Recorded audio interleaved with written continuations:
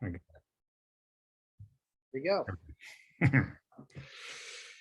Good evening and welcome. We're going to take a few minutes just to allow people to join. This is always my favorite part. I always like to watch the numbers go up as people arrive. Open my participant window here. We're up to 86. See where we end up. Good evening, everyone. Welcome. We'll just get started in just a minute. We're almost up to 100 people. See if we can hit 150. That'd be nice.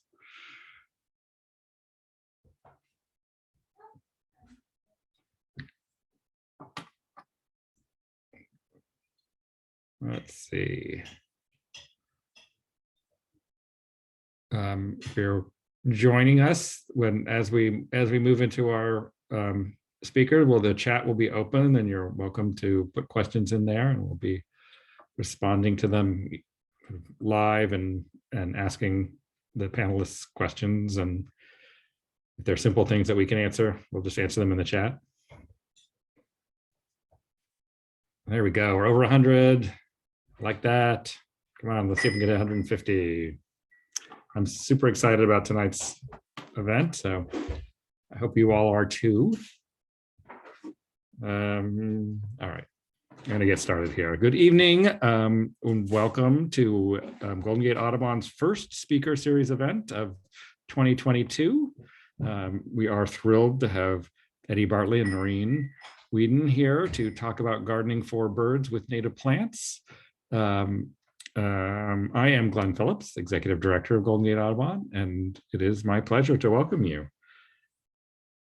We have a few news announcements before we get started here, but we'll get right away into our program. Here we go. So, although some of our adult education classes are filled, there are still slots available for some, including our fantastic beginning birding class taught by Dawn, and 2 fully online courses for those interested in the avian evolutionary processes or in-depth conversation around the origin, physiology, and behavior of swifts and hummingbirds. So there's something for everybody. If you're new to birding for fledglings is a fantastic opportunity.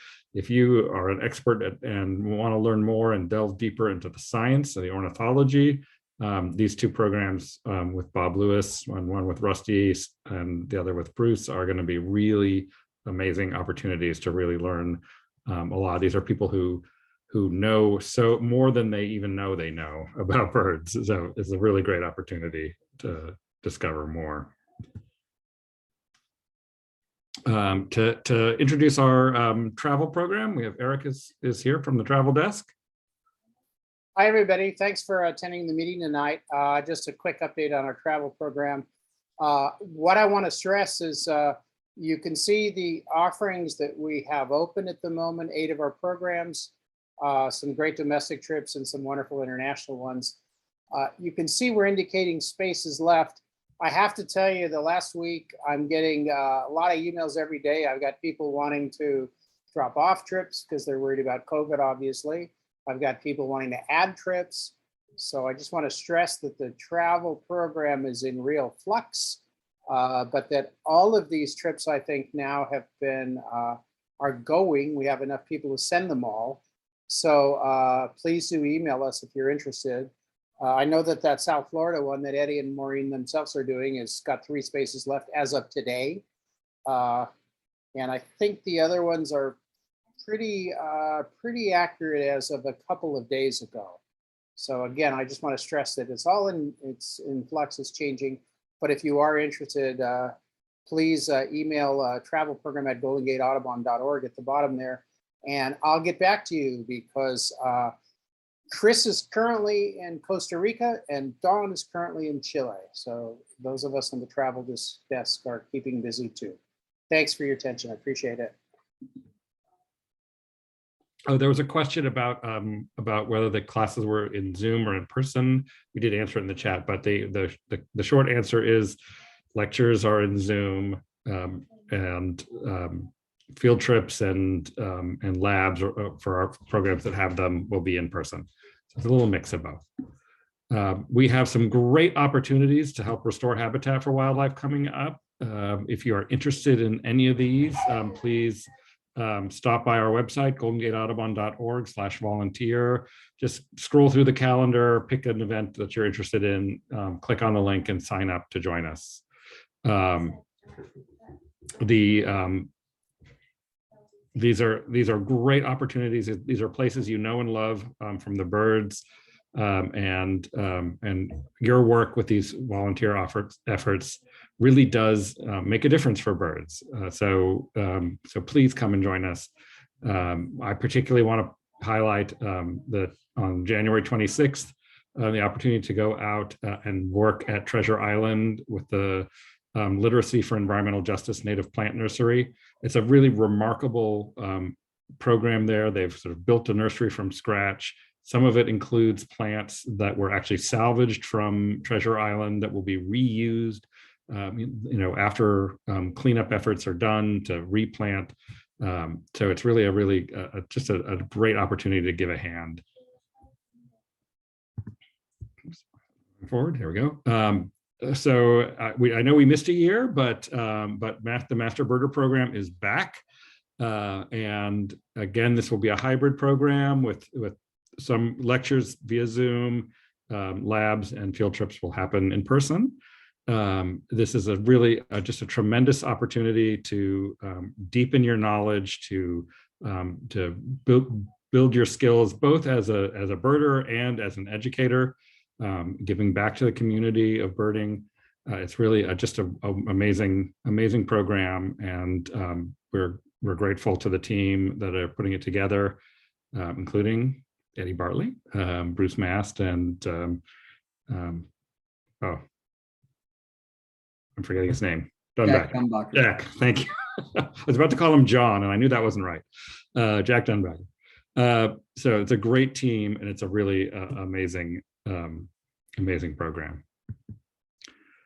So this is our first of the year, and this is January. Next month, February, Anu Kramer is going to be speaking about the California spotted owl. It's a fascinating talk looking at Anu's been studying the impact of fires on spotted owl, and so it's a really interesting story, and they've learned a lot. So this is just a really interesting story to hear. I hope to see you next month. And that brings me to being done with my notes. Pretty good. Less than 10 minutes. Thank you. Today,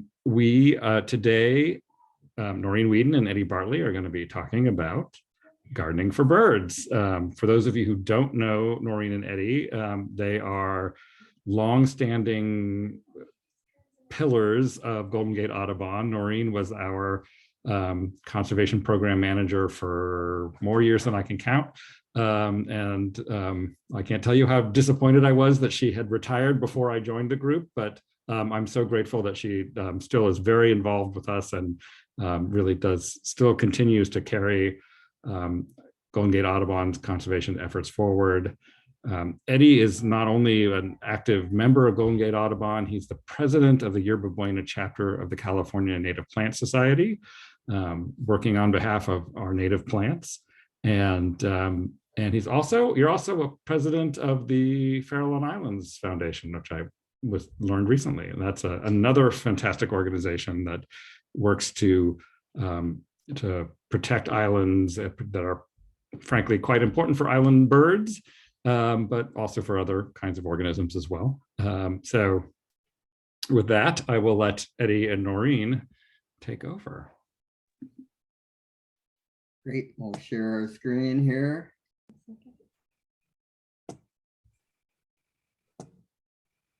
Can you see that? How's that? That's perfect. Great. You know what? I think we may have to, let's see if we can get page down on this. That's not working. It's going to take us just a second. We'll be right back. 1 minute. I promise this was all working when we practiced it just a few minutes ago. Yes. It'll work. Sometimes it takes a second.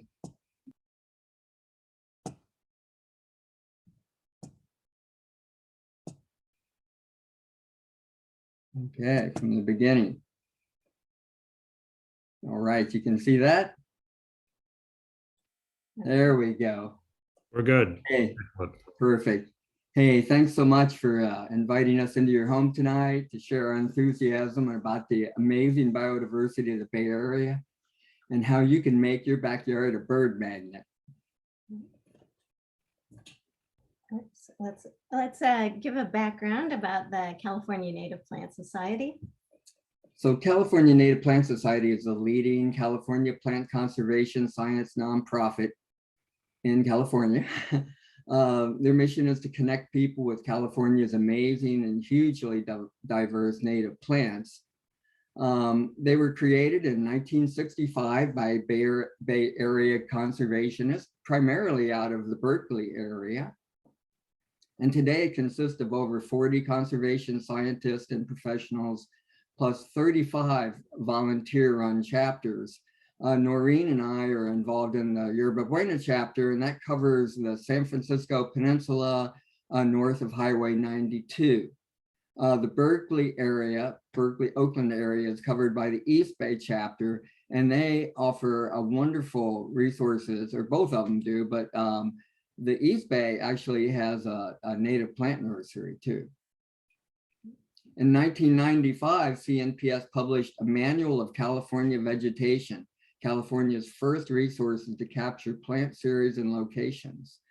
Since then, working hand in hand with state agencies, no further plant species extinctions have occurred in California, which is pretty impressive, considering we have over 6,000 plants. And as you know, Golden Gate Audubon has been conserving habitat for birds and connecting people with birds locally for over 100 years. Golden Gate Audubon and Yerba Buena CNPS and others have partnered on plants for birds. So that's what we're going to be talking about tonight. Why should we care about this? Well, birds are routinely used as key indicators of environmental conditions. The canary in the coal mine was a real thing. It told people about the dangers when they were mining. A study on ospreys told us about the harms of DDT in the environment in 1972. Turkey vultures are used to locate gas line leaks.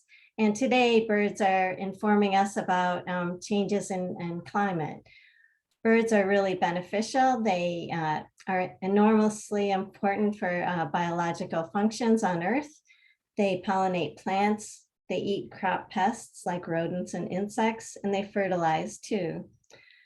They have important intrinsic and spiritual value to people. People use phrases like the bluebird of happiness, the dove of peace, eyes like an eagle, and you might send a tweet. In the US, there are over 46 million bird watchers who spend over $100 billion each year on travel, feeders, bird seed, and more.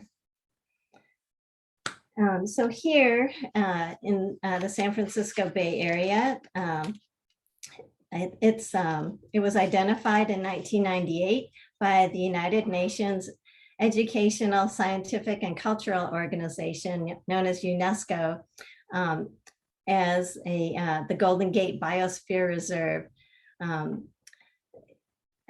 This area is in the midst of the Pacific Flyway, which is a major migratory route for birds. They travel north in the spring to their breeding grounds and south to their wintering grounds each fall. Also, the San Francisco Bay Area was recognized as a wetland of international importance by the Ramsar Convention, which is an intergovernmental convention on wetlands of international importance. So due to the combination of this incredible habitat diversity and the geography, over 500 species of birds have been observed in the San Francisco Bay Area. What a biologically special place we live here. California has by far the largest biological diversity of any state, with over 6,000 native plant species. Over 30% of those are endemic only here. And the Bay Area is right at the heart of this special place. Yet there are problems, especially for breeding birds here in the Bay Area. Unfortunately, for perspective, we have to share some sad news. You've probably all heard about the long-term studies showing bird population declines of over 30% since 1970 in North America. Other studies document what is being referred to as the global insect apocalypse. A bit much, but it's certainly a lot of concern about our plummeting insect populations. Despite the many incredible natural features of the Bay Area, birds and insects are declining here too. Over the past century, much of the rich, contiguous landscape of ecologically healthy land full of native plants has been transformed into developed space with exotic plants and turf grass. 41% of all North American bird species who migrate to Mexico, Central and South America are declining. These issues are related, and there are things that everyone can do to help. Mhm.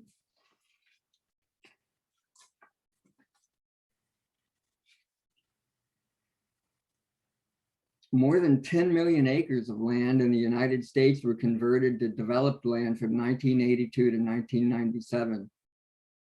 Birds now have fewer places to raise their young and safely rest and recover during migration.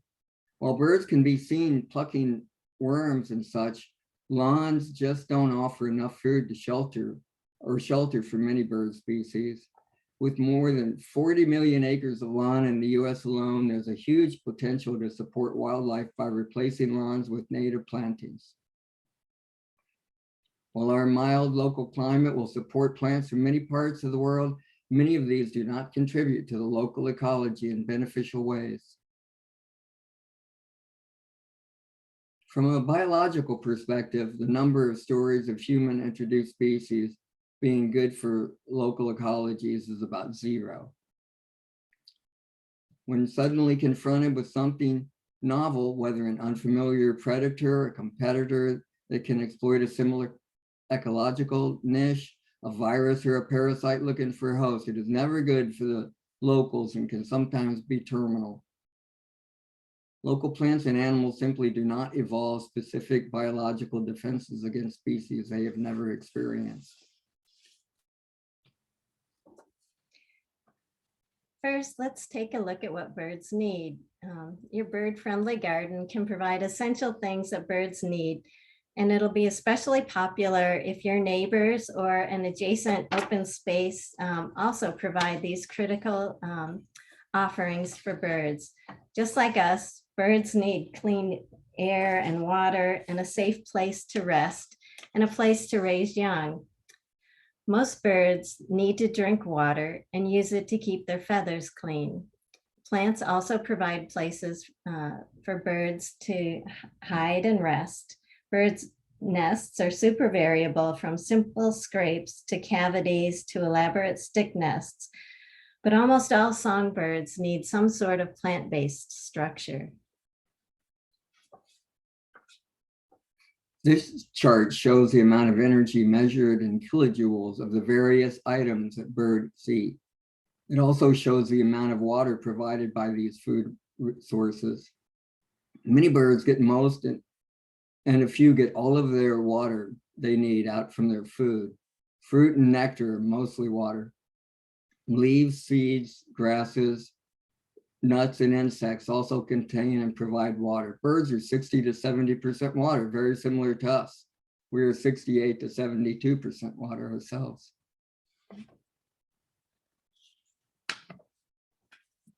It's amazing that birds eat 25 to 35% of their weight each day. So eating like a bird would be impossible for us. The fat content in fruit of native plants has been shown to add up to as much as 50% of berry content, which is 10 times more nourishing than non-native ornamental berries. Nuts and seeds like this, you might see an acorn woodpecker eating, provides high amounts of protein and calories.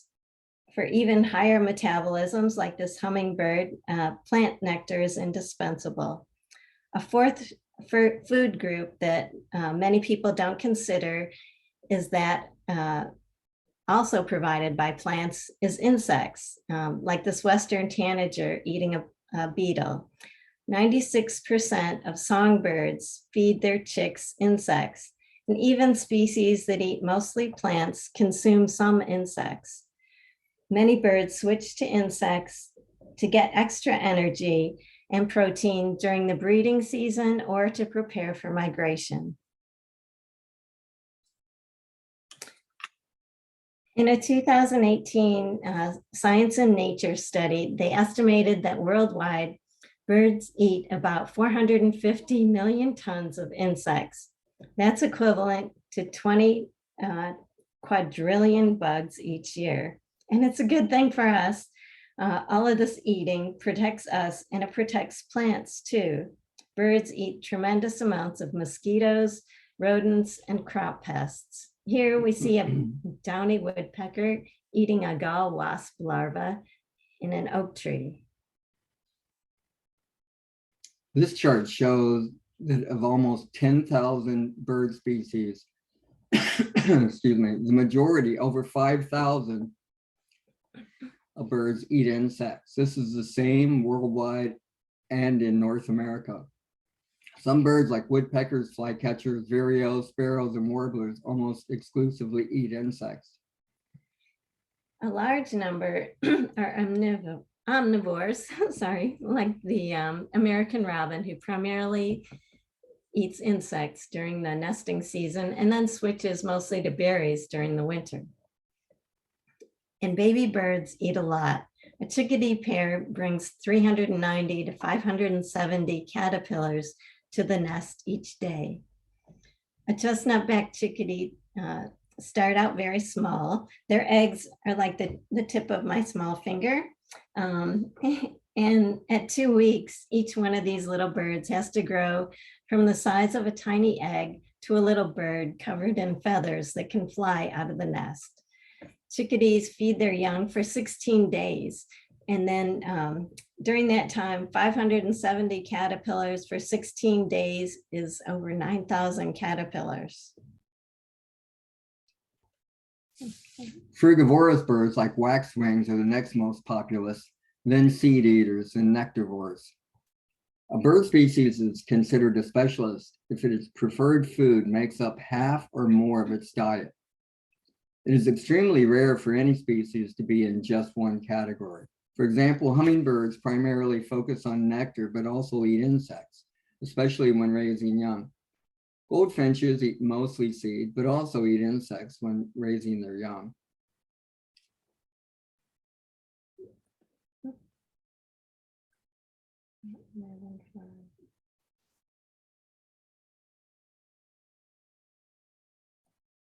Oh, we're having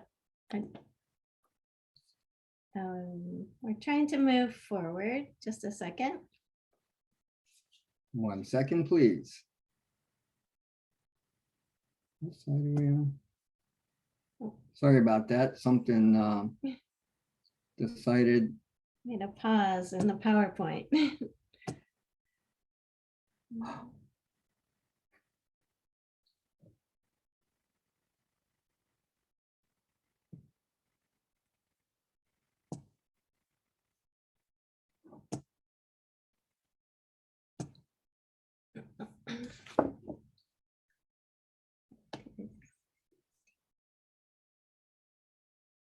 There we go. Let's go. Okay. Here we go. Okay, so why does all this matter? You might remember the food web from biology. The importance of the relationship of plants to animals, including humans, is largely about insects, particularly the caterpillars and butterflies and moths. Plants are the only organism that can transform the energy of the sun into food.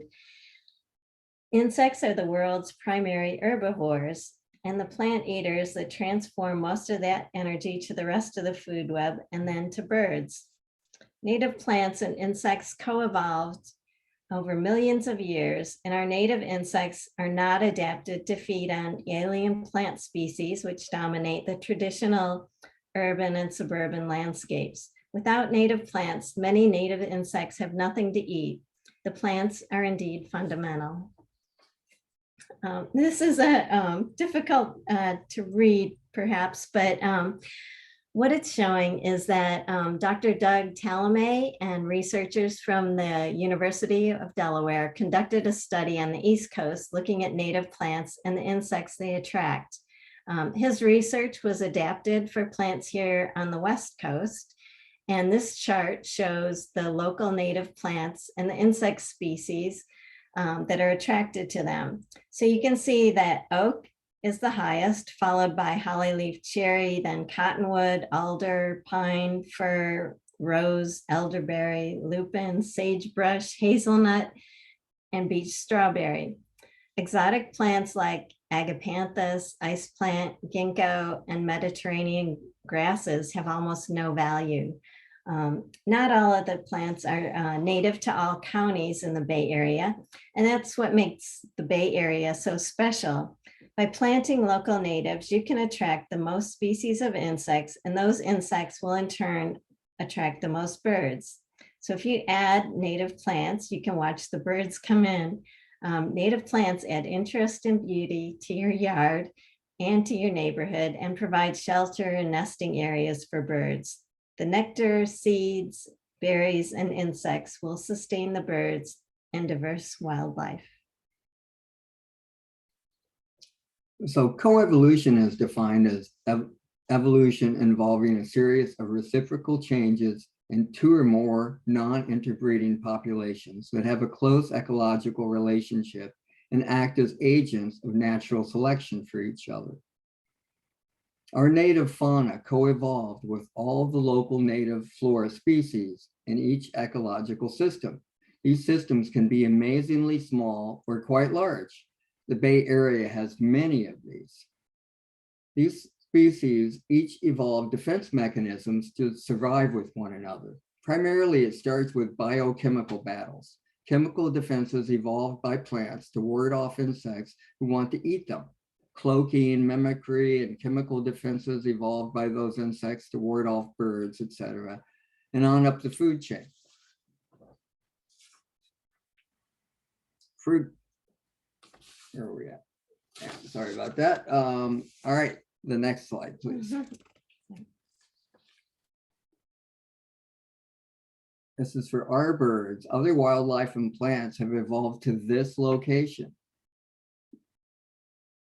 These species have been working out balancing acts for millennia, literally since the beginning of life. And in special locations like islands and island-like conditions, specialists often evolve, which creates high levels of endemism, like what we see here in California. Here in California, there is a very high prevalence of endemism to some very specific locations. And like, for example, live oak that is in the foothills will behave much differently than live oak that's on the coast. And so these species, if you take a live oak that's in the inland location and take it over to the foothills or take the acorn from that, it probably won't do as well as if you pick an acorn that's actually from the location from where it came from.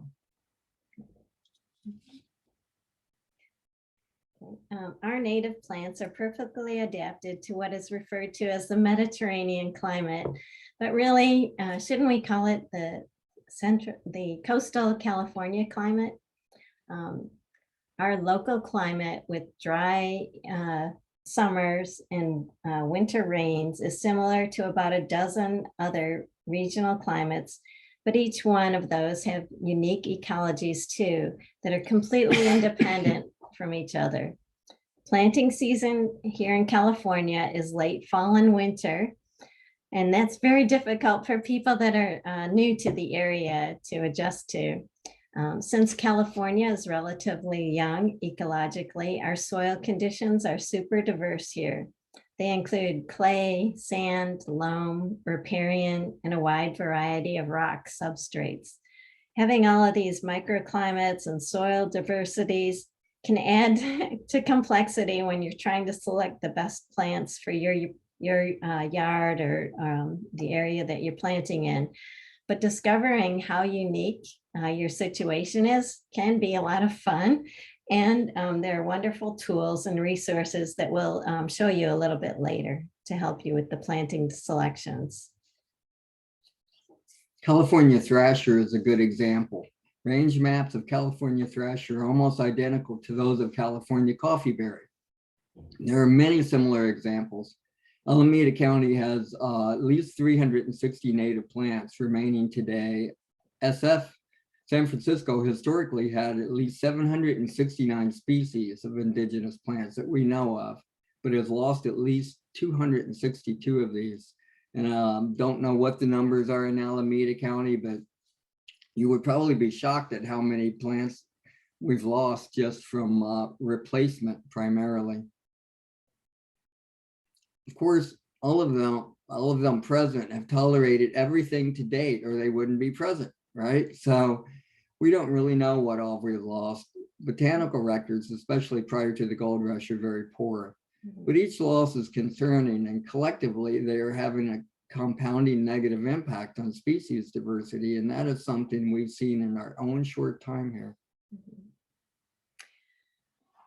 Well over 500 bird species have been documented here in the San Francisco Bay Area, but you may wonder, what should you garden for? Since most birds rely primarily on insects, and those insects primarily rely on native plants, choosing local native plants suitable for your area is by far the best way to attract and help out local birds. Here we see a finch that's enjoying a just hatched termite, which is great for us. And a Townsend's warbler is feeding on larvae in a live oak tree. Most songbirds and other bird families depend on caterpillars to feed their super fast growing young. Caterpillars are like a superfood for birds, wonderful packets of yummy protein and calories, or so I've heard.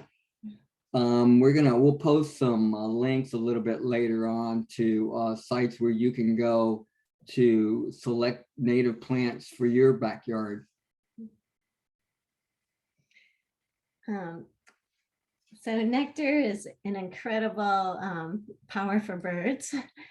We have a huge selection of locally native wildflowers and flowering shrubs to choose from.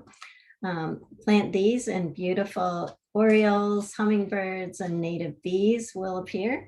The photo here is an Anna's hummingbird at a bee plant, and then also at a California fuchsia. There are over 20,000 scientifically described bee species in the world, and 8 of them are honeybee species, all native to Eurasia. They by far receive the most attention in the press, but there are over 4,000 bee species that are native to the United States and about 1,600 that are native to California. There are 150 native bee species in San Francisco alone, according to an instructor at San Francisco State University. Fruiting plants like toyon, coffeeberry, and elderberry are all local keystone plant species, super valuable to migrant and overwintering the birds. Excuse me. With their deep roots native perennial bunch grasses not only offer exceptional carbon sequestration rates, but also draw seed-eating birds like this house finch and fox sparrow looking for high caloric snacks. Although I'm looking at now, it's actually a purple finch. Sorry about that. So you'll see birds feeding on lawns, but they support only a few species. Lawns typically require fertilizer, high amounts of irrigation and maintenance, which involves air and noise pollution. Instead, you can choose from some gorgeous native grasses and ground covers, and also wildflowers. And of course, wildflowers add color. These mostly need sunny locations. These are some of the native wildflowers that are in our area. Drought-tolerant native wildflowers like California aster can really add splash to an open area in late summer. There are many natives that do well in these situations.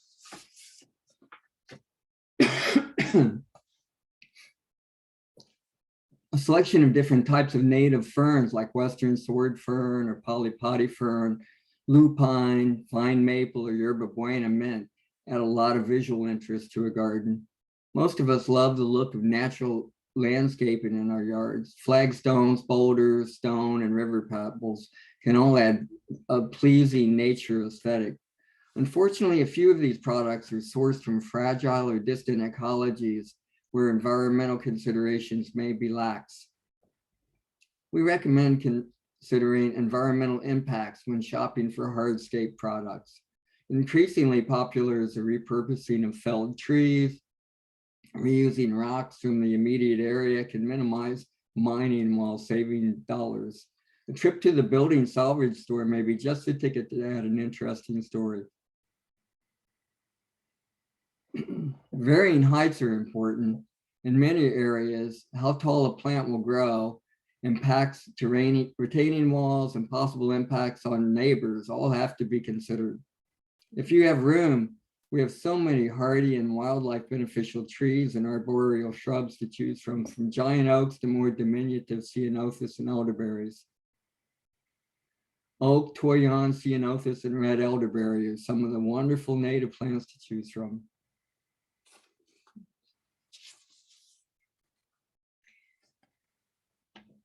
Consider where you want to plant, and you'll want to think about whether it's windy or foggy, sunny or shady.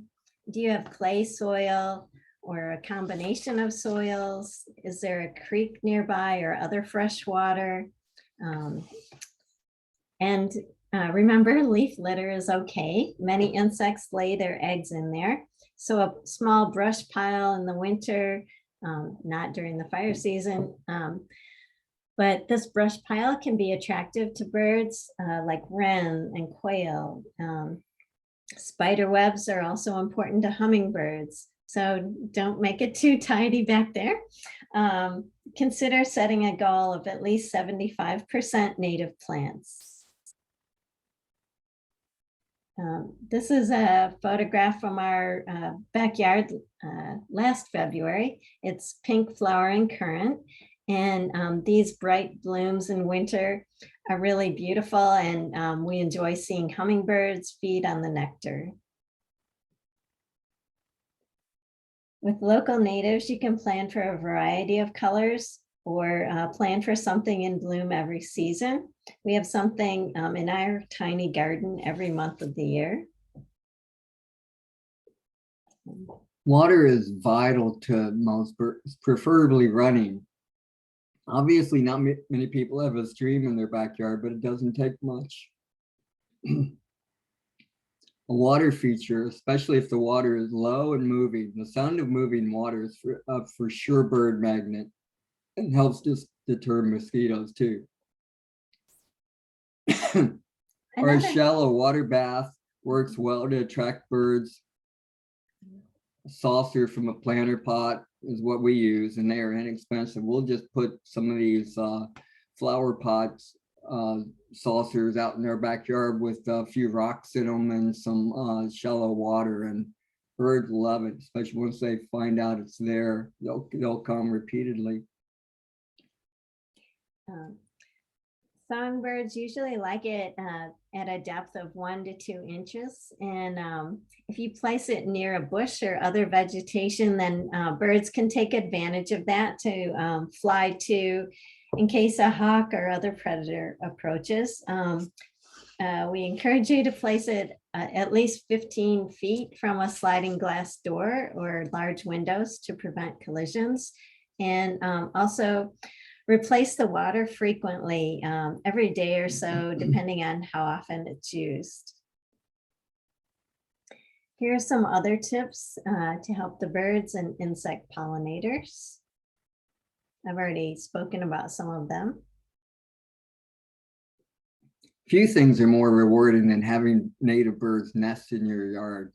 Hummingbirds use spider web and other materials for their nest, so don't clear the cobwebs. And you can create conditions conducive to bird nesting with native plants. Nests may be constructed with woven twigs, grasses, lichen, and other plant materials. Some trees are more conducive to nest cavities than others. Woodpeckers are primary cavity nesters, the home builders of the world, while many others are secondary nesters like the western bluebird or chestnut-backed chickadee. Along with trees, many songbirds nest in dense shrubbery out of sight. Here's a yellow bush lupin. You might see white-crowned sparrow nesting in that. Cavities are in short supply at most backyards. You can supplement with appropriated, selected, and placed nest boxes. Birds will often try to nest in human-built structures. So if you can, let them. They usually don't take that long to raise their young. Be patient, enjoy, and clean up after the birds' young have fledged.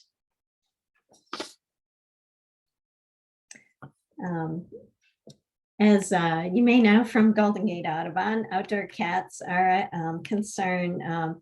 They kill over 2.4 billion birds in the United States each year. So if you must let your cat outside, then install a catio or train your cat to walk on a leash. Golden Gate Audubon has a new program with a discount to purchase a catio, so check that out. We'd mentioned that many insects are declining. Pesticides are a big problem. Insecticides, in particular neonicotinoids, are lethal to birds and to the insects that the birds consume. Rat poison is also kills unintended predators. When a hawk or an owl eats a poisoned rodent, it dies if it feeds that to its young. Remove food, seal access points, and use appropriately sized snap traps instead. And if you need light outside at night, use a motion detector or also have the light directed down to where it's needed. This will provide you with the security and the illumination that you need, and also save money while preventing harm for birds. Here are a few plants you will find using the super helpful Couchscape Garden Planner. Oaks throughout the lower 48 are keystone species, and the San Francisco Bay Area has a wonderful diversity. The non-deciduous live oak species in the Bay Area includes coastal, interior, canyon, and the rare Palmer oak. A deciduous oak includes the black, blue, and the tallest of California's 20 oak species, the stately valley oak. Oaks are central to many, many birds' lives, and some species will not be present without them. Another wildlife super beneficial tree is the California buckeye. It has low water requirements, yet many large flowers in the spring? Being super deciduous, it's gorgeous in the winter, doesn't have any leaves then, and it allows the sun to shine through. It attracts incredible insects and butterflies during the spring, and also moths. You might see the fabulous California sister butterfly in a California buckeye. Maples everywhere, they occur are bird magnets. Our California big leaf maple is very fast growing, typically tops out at 50 to 60 feet, but can reach 100 feet. Too large for many residential gardens, but if you have the room, it's a real winner. The hollyleaf cherry is a slow growing tree, and it produces small cherries, which birds love. Isleas Creek in San Francisco is named after this plant. It's green year round, and the western tiger swallowtail depends on this prunus species. The handsome toyon is considered a shrub, but can grow to a medium tree size. The flowers are white and fruit is red. It is useful as a bank stabilizing plant and works well for hedges. Most of Earth's manzanita species are found in California. Their deep red bark has interesting shapes and really eye-catching. They produce small flowers and then white berries, which attracts native bees, butterflies, and birds. The common manzanita does well on slopes, and it's a low water using tree. Check out Calscape and Calflora sites to find which manzanitas are perfect for your yard. In the wild, our local dogwood commonly grows in wetland edges along small creeks and streams. It's a medium to tall deciduous shrub growing 1.5 to 4 meters tall, and it spreads readily through underground stolons. It forms a deep, dense thicket, generally easy to grow. We've been growing them in some 15-gallon pots in our yard for years. They like shaded areas, and they can be propagated from cuttings, so you can share it with others. The fruit is globe-shaped, and it has a white berry that birds love.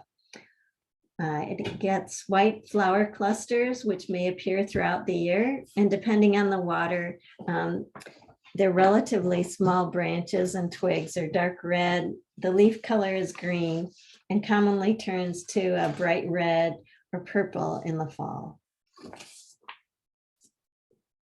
One of our most common and hardy shrubs is the coastal scrub and upland habitats is coyote brush or bush. This underrated and drought-resistant plant co-associates with over 400 species. So it's really a keystone for insects and animals in the wild.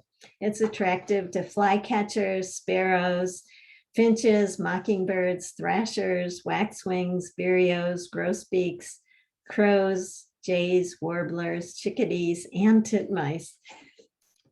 It's a late summer and fall flowering plant, and it's really unusual in that it gets a white flower on the female plants and a yellow flower on the male plant. Another low water use shrub is our twinberry. Hummingbirds, songbirds, butterflies, and native bees love this plant. Blooms in the winter with pink flowers.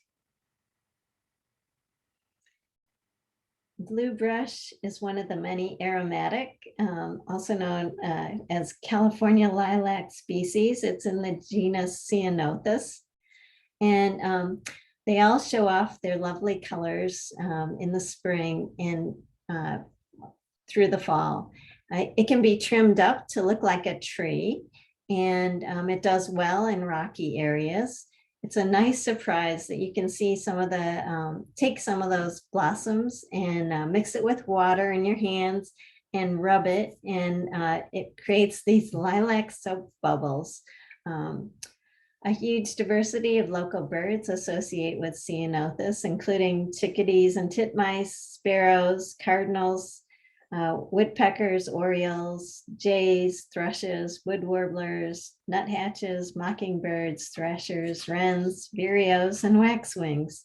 Butterflies also love Ceanothus. The lizard tail can handle sandy soil and blossoms in the summer. The evening primrose, or Hooker's evening primrose, is a hardy plant that does well in full sun and provides seed for sparrows and nectar for white-lined sphinx moth. The moth looks almost like a small hummingbird.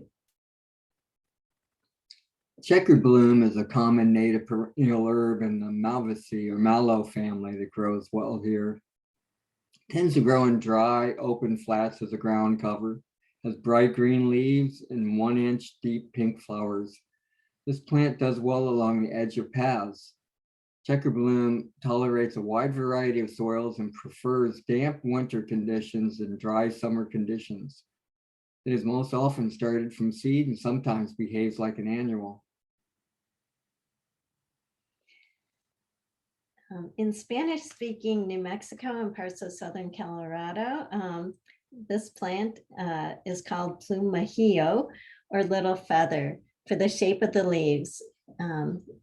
Historically, yarrow was known as or in military areas, it was used to stop the flow of blood from wounds. Native Americans had a lot of different uses for this plant, including pain relief, fever reduction, and blood issues of all kinds. The plant is commonly flowers from May through June, and it's frequently used in butterfly and bird gardens. Common yarrow is frequently found in mildly disturbed soils and in open forests. It grows its growth spurt occurs during the spring, and it's very easy to grow, but it looks best if it gets a bit of water. It easily recedes. And can become aggressive too. Sometimes we have to pull it out. So this is one of the resources that I mentioned, CalScape, and it has a zip code based garden planner for different types of gardens. So you can go in there and select if you want an elegant garden, if you live in a homeowners association, if you want something where you're enjoying outdoor living spaces, or something more California natural.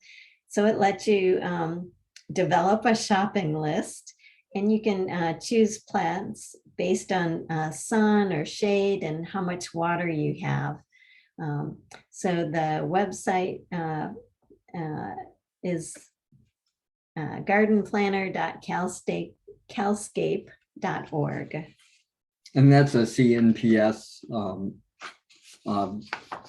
organization or website, yeah. So this is one example of one of the plants. So it'll give you the name of the plant in English and Latin, and the conditions it grows in, how much water it needs, the colors of the flower, and the height and width that the plant will grow. National Audubon's tool can bring up list of plants based on your zip code and shows plant bird species associations plus information about local nursery supplies. This is one of the plants that came from Alameda County from National Audubon's website. Black sage will grow well under oaks and has a lovely aroma.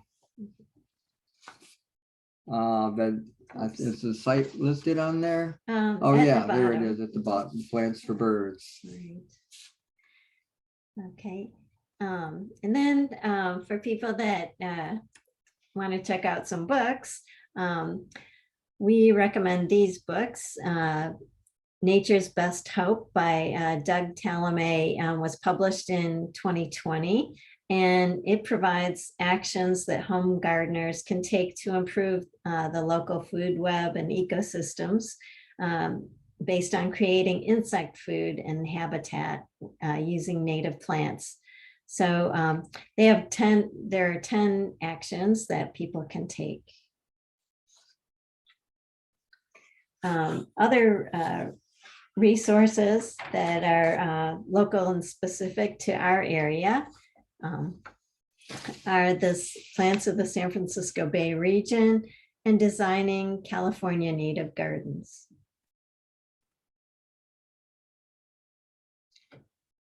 Golden Gate Audubon Society and CNPS Yerba Buena have partnered on Plants for Birds. Several plants are selected each year to focus on local native plants and local native birds. Grow your garden with local native plants, attracting more birds each year while supporting local nurseries. This is a new 12-page guide that was designed by volunteers, including graphics artist Eliza Lebetkin. And it's available on both Golden Gate Audubon and CNPS Yerba Buena's website. And you can, if you have a QR code reader, you can also scan right now, and that'll take you to this resource. They're also available in Spanish.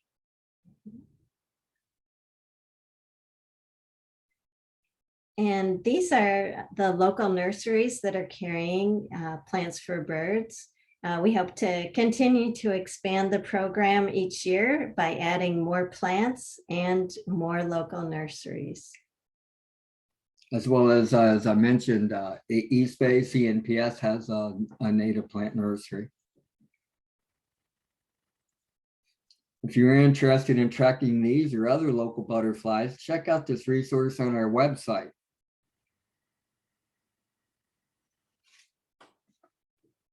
And there are events that are coming up this spring. The Bringing Back the Natives garden tour will feature gardens where you can see local native plants in the East Bay. Let's see here. And these are some simple ways to become involved. Both Golden Gate Audubon and Yerba Buena CNPS have speaker programs, field trips, and information on their websites. I hope that you will plant native plants to increase San Francisco Bay Area's biodiversity. Thank you so much for listening to us tonight.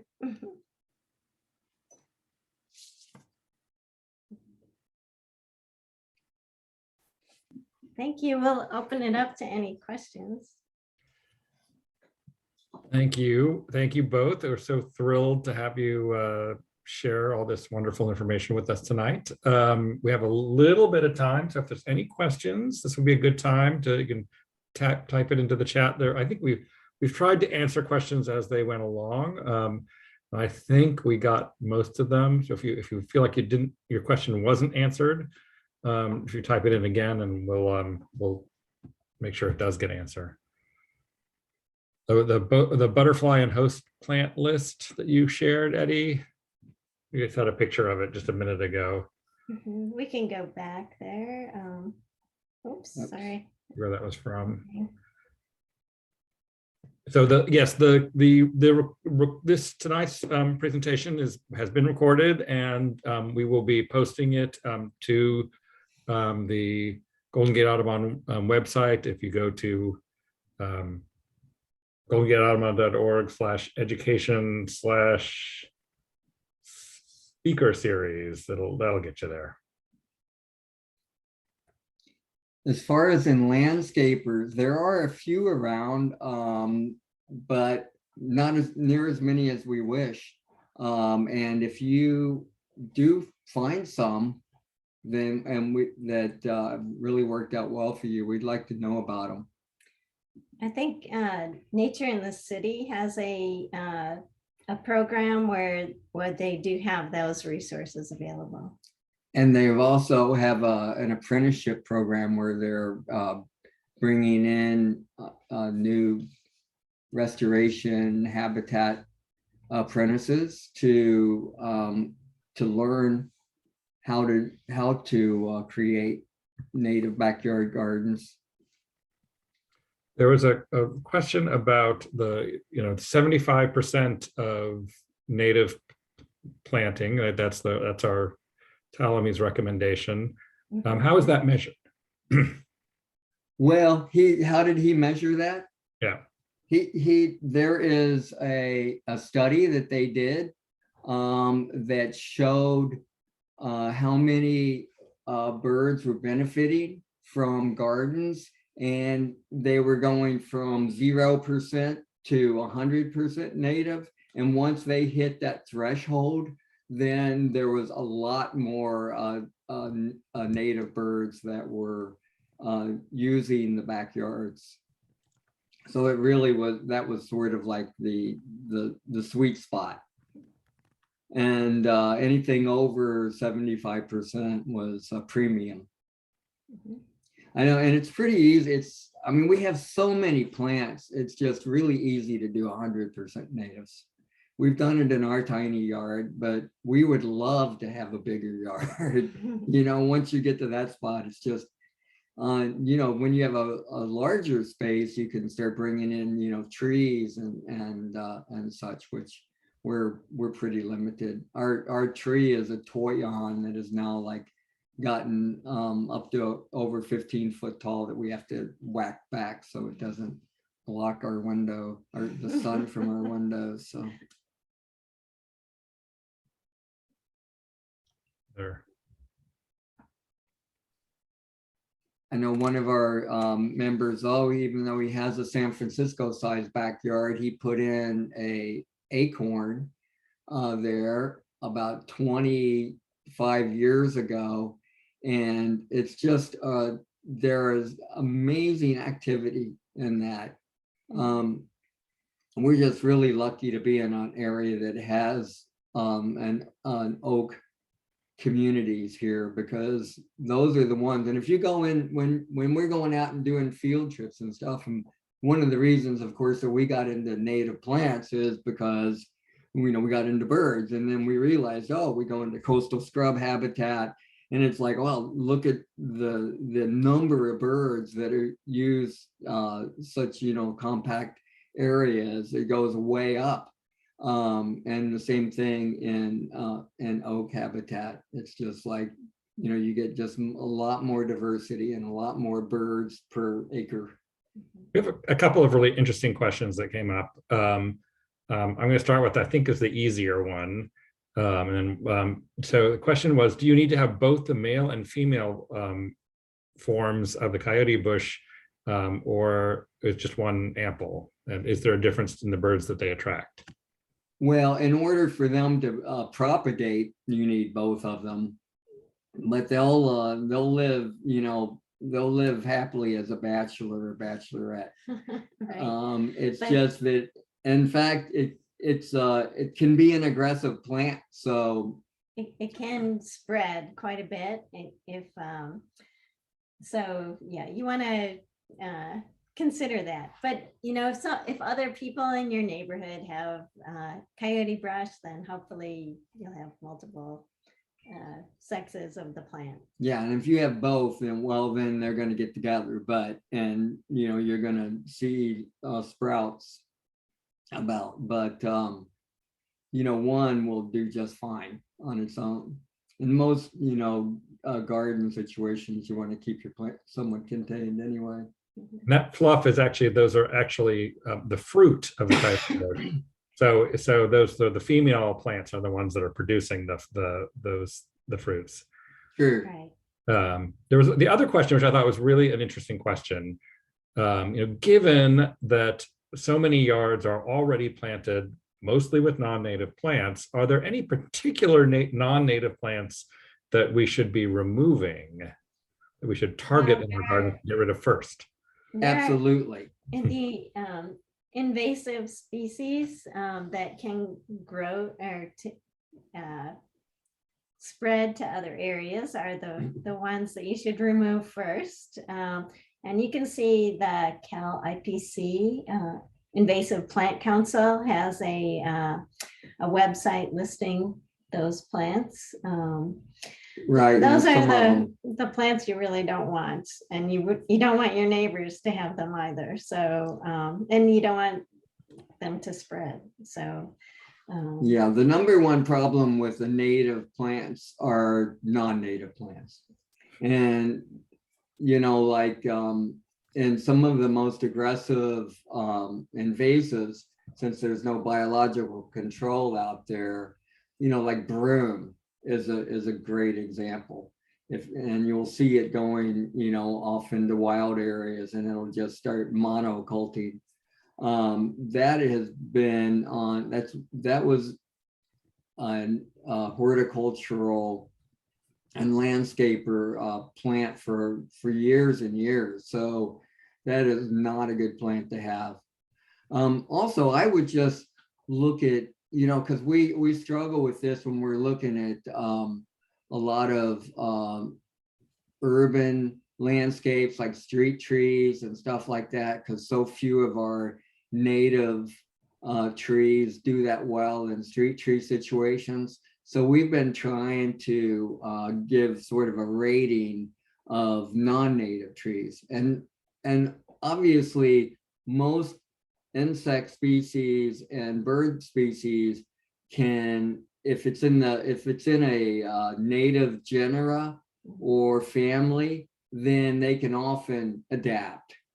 But typically the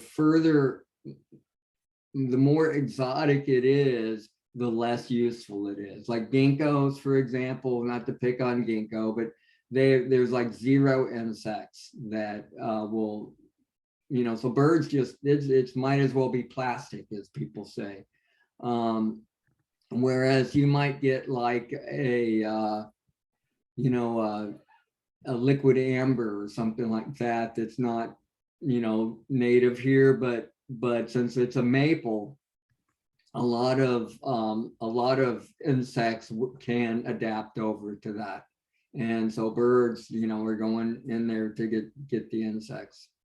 And so there are a lot of obviously adaptations out there. And typically the ones that are from, you know, that are related to our natives, they're the ones that the local insects, butterflies and birds adapt to the easiest.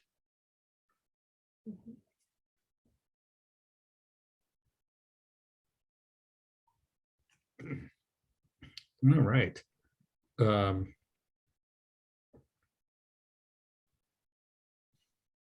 Any last, so there's a question about saving the chat, because there's lots of good links and information in there. So I will actually make sure that I save a copy of the chat, and I will edit it to just take out the stuff that's less relevant, and when we post the video, we'll put that with it, so you can access some of these links that we're sharing. Well, thanks again for this opportunity to share our love of birds and the plants that they depend on. I believe the invasive plant, invasive plant council has a website also, right? Yeah, they do. Cal IPC is it's CAL-IPC.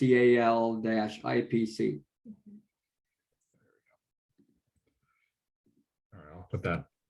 So this would be where you would go if you want to find out what not to plant or what to get rid of first. The things that are here. Oops, sorry, I meant to put that to everybody. And why is it not going to everybody? There we go. Though if you're looking for what to get rid of first, things that are on the top of that list you want to get rid of fast, and definitely don't plant those things. There are probably a lot of other things that you shouldn't be planting. We don't really know everything, you know, because invasive plants have to be planted widely before they start invading. So there are probably lots of things that aren't on the list that we shouldn't be planting also. But if you're sticking with native, you know, you're safe. Right. I would say just one more little tip is, if you can stick with, you know how in nature there's associate species out there, there's guilds.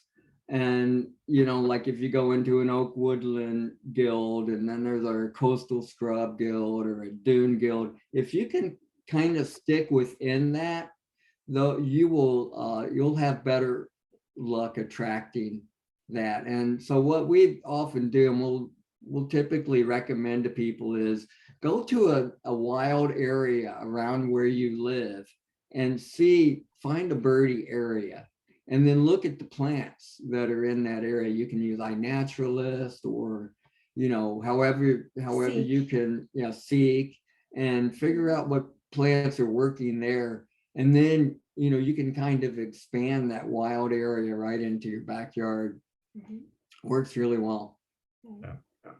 And CalScape is a fantastic reference. It's a great resource. I can't tell you how many hours I've spent lost in the CalScape database. And Rabbit hole for sure. my plant list for my yard is, you know, it keeps getting longer and longer. Well, hopefully some of the tips we gave tonight will help you in your quest. Absolutely. Absolutely. Thank you both again so much. It is always a pleasure. And our guests and members, thank you so much. And thank you for all of you who have been contributing to our lively chat today. There's been some great information shared there. You are a community of experts as well. And I'm so grateful for all of your contributions. So, so thank you. Thank you for joining us. I hope to see you again next month. And Anu Kramer on the California Spotted Owl. And there are lots more coming. I think in March we have a program about catios. We got programs about the impacts of ecotourism, just all sorts of interesting things coming up in the next few months. So I look forward to seeing you all here again, and hopefully in the field. Be well, be happy, good birding. Have a great evening. Thank you. Thanks so much. Bye-bye. Bye.